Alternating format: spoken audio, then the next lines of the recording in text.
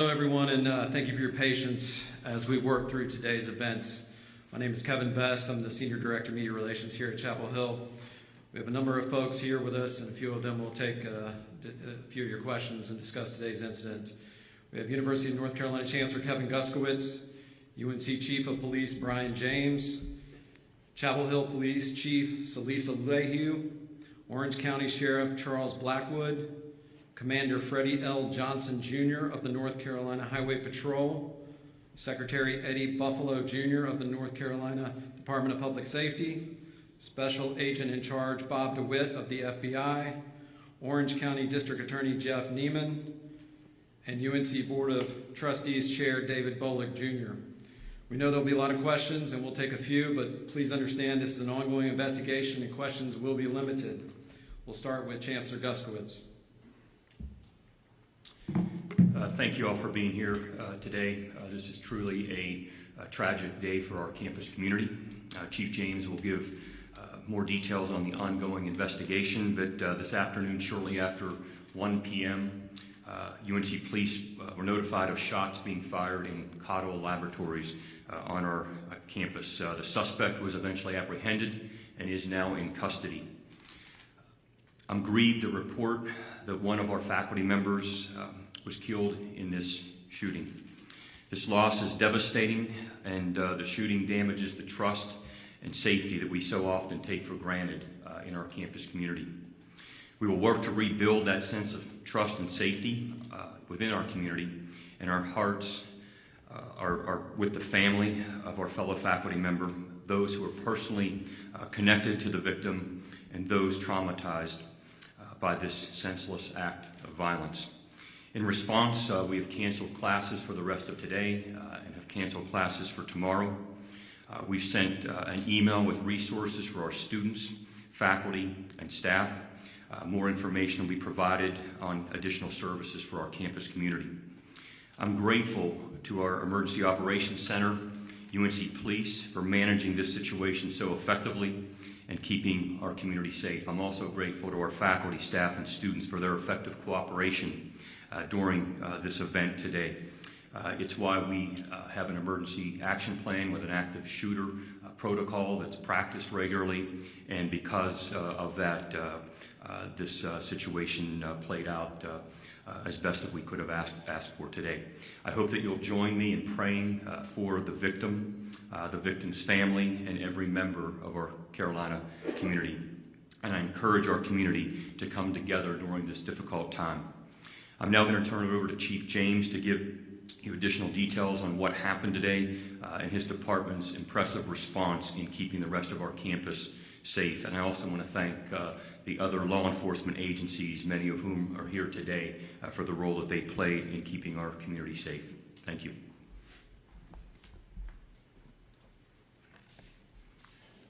Thank you. I'm Brian James. I'm the Chief of Police for the UNC Police Department. I thank you for being here this evening. And thank you, Chancellor Guskowitz. I also want to offer my sympathy to the victim in this incident and express my empathy to the entire UNC and Chapel Hill community. I'm very sorry to be standing before you today in these circumstances. It's a day we trained for, but we hope it never comes. I know there will be a lot of questions as we try to answer as many as possible, but please understand this is an ongoing investigation, and there are many questions that we will not have the answers to at this time. I want to start by confirming, as the Chancellor did, we do have the suspect in custody from today's active assailant incident. At this time, we are not releasing the name of the suspect, as formal charges have not yet been filed. We are committed to conducting a thorough investigation, and we will provide as many updates throughout the process as we can. The FBI is providing assistance with multiple resources, including victim assistance and the evidence response team. The Cottle Lab, which is the location of the incident, will be closed until further notice as evidence is being processed. We want to ensure that we gather every piece of evidence to determine exactly what happened here today and why it happened. It is too early in this investigation to know a motive for the shooting. We will be working with all the law enforcement agencies you see represented here to uncover every fact available. That will take time, So we ask in the meantime that you continue to express your warm thoughts to the UNC Chapel Hill community. This investigation will continue for several weeks, but here's what we know right now. UNC police received a 911 call at 1:02 p.m. this afternoon reporting shots fired at Caudle Laboratory, located on South Road near the center of campus. An emergency alert Carolina was issued, and the emergency siren sounded at 1:04 p.m., notifying campus of the emergency and issuing a lockdown. Upon arrival at Caudle Labs, police discovered one individual, a faculty member, had been shot. Unfortunately, as we have reported, this person is deceased. We will not be releasing further details on that person at this time, as we are working to contact all of this person's family and will be providing them with support and resources. This is the only fatality and no other injuries were reported. Based on witness information at the scene, UNC police were able to identify a suspect, and after a search of the surrounding area, this suspect was taken into custody at 2:31 p.m. The lockdown of the campus remained while police verified the suspect's identity and conducted a comprehensive search for the weapon that was used in the shooting, which at this time has not been located. I want to thank all the law enforcement agencies who responded to assist today. Their assistance was invaluable, and we could not have responded so quickly or so thoroughly without their help. So at this time, I'll turn it back over to Kevin, and I guess we'll take any questions. Yeah, at this time, like I said earlier, and like she said, we'll have a few questions that we can take. Obviously, ongoing investigation, only so many things that can be discussed, but if you have a question, please raise your hand. I'll point to you and identify yourself and then ask your question. We're here on the left, second row. Stephen Schlink, UNC's Carolina Week. We know that there's a car in the new Venable parking lot. Police did confirm to us that does have some sort of correlation to this event. Can you all speak to what kind of correlation that has to this? Yes, a car was identified. We do think that it is related to the investigation. As we said, we are still in the process of collecting evidence and conducting interviews, so I'm really not prepared at this time to say exactly what the connection is, but we do have that car identified as a piece of possible evidence. Yes, sir. Front row here. Yeah, so we heard from talking to students that they had some confusion during the day because between the time that you said the suspect was apprehended and the time that the all clear went out, that was about 2 hours, and students were being evacuated from some buildings before then, and said that they weren't really sure what to do next. Can you speak to the communication during this process and why that all clear took so long? Yes, so once the suspect was identified and apprehended, we still had to ensure that this was the correct person. So there was an identification process. We did not want to put that information out at that time because we weren't sure. Also, we were receiving a number of calls around campus about possibly having other victims. There were a couple of other calls about possible gunshots. So we had to ensure that the entire campus was safe. So we had a number of officers that were on the ground doing an entire sweep of that area, also searching all the adjacent buildings. So we wanted to be sure that that the campus was in fact all clear before we issued that. So that's why there was the lapse in time. We just wanted to be sure that we had that person in custody and it was the correct person. Okay, back row. Yeah, can you tell us the suspect and the faculty member was killed? Were they known to each other? Did they ever work together as a potential student? We don't know that information at this time. That'll hopefully be uncovered through interviews of the suspect as well as any witnesses that may be available. Chancellor, this is the second week of school. You've got new students on campus, returning students, and families all across the country are worried. What's your message to students and their families? This is really a time for the community to come together, and these tragic events sadly are happening across our nation. And again, it's why we prepare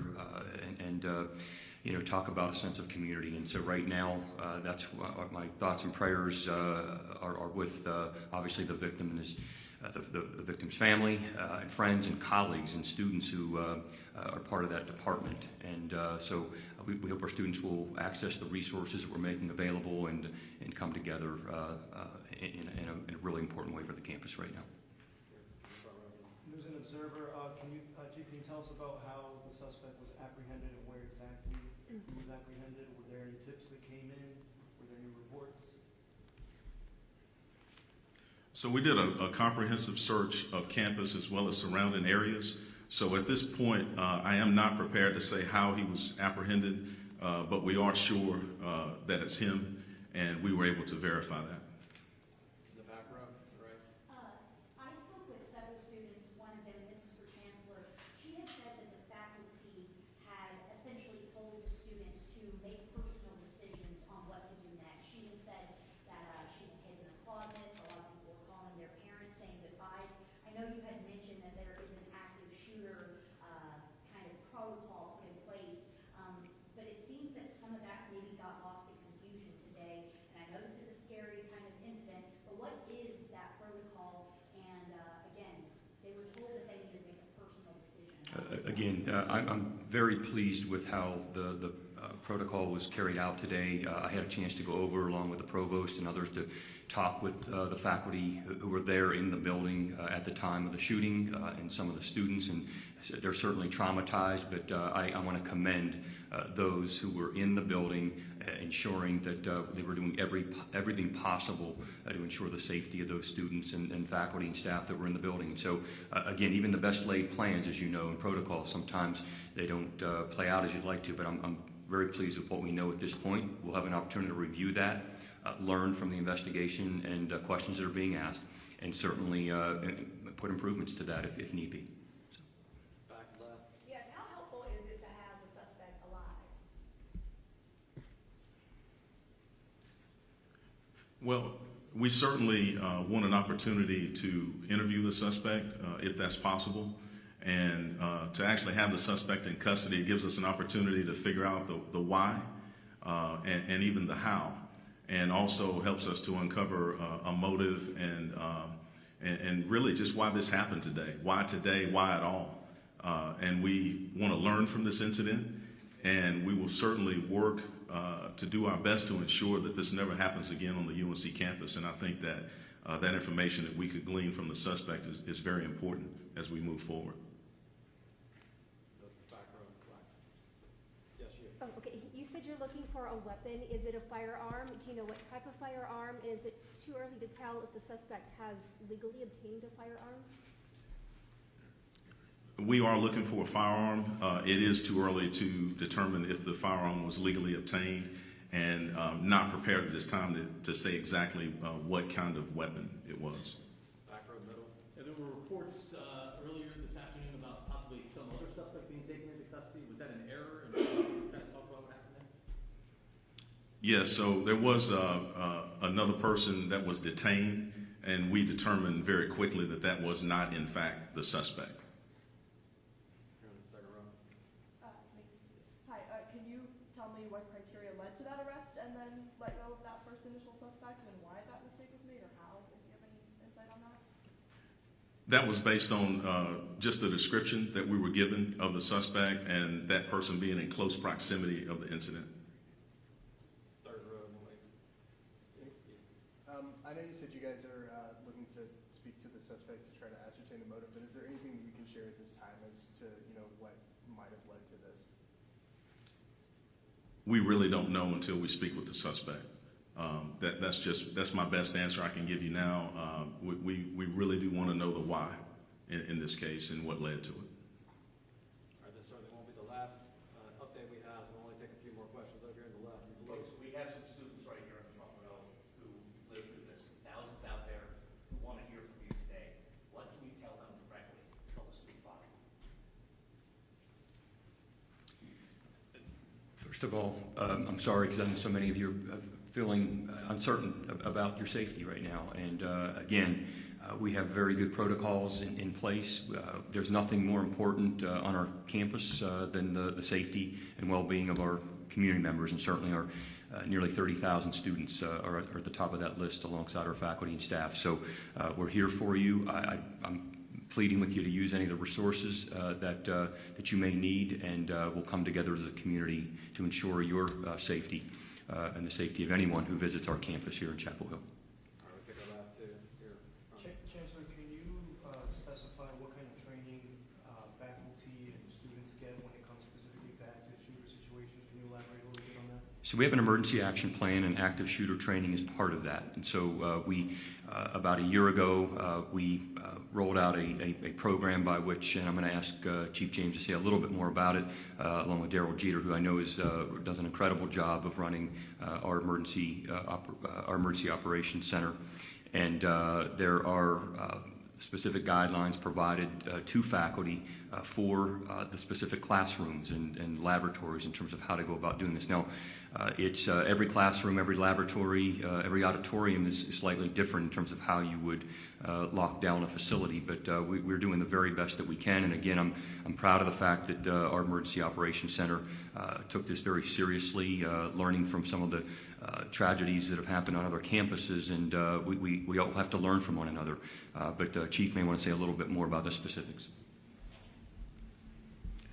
So the primary purpose of the emergency action plan was to ensure that every faculty member as well as student or staff understood what to do in a case like this, such as an emergency lockdown or an active shooter.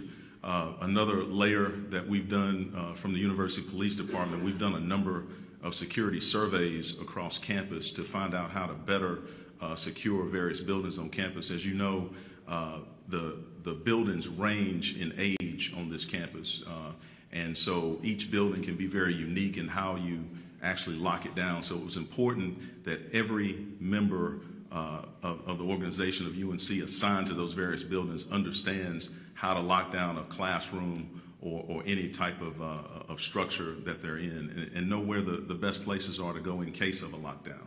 So we've worked very diligently to ensure that that information is out there, and we'll continue to work on those efforts. All right, thank you, everybody. Like I said, we'll have more information throughout the next few days, but thank you, everybody, for coming, and we'll have updates as we have.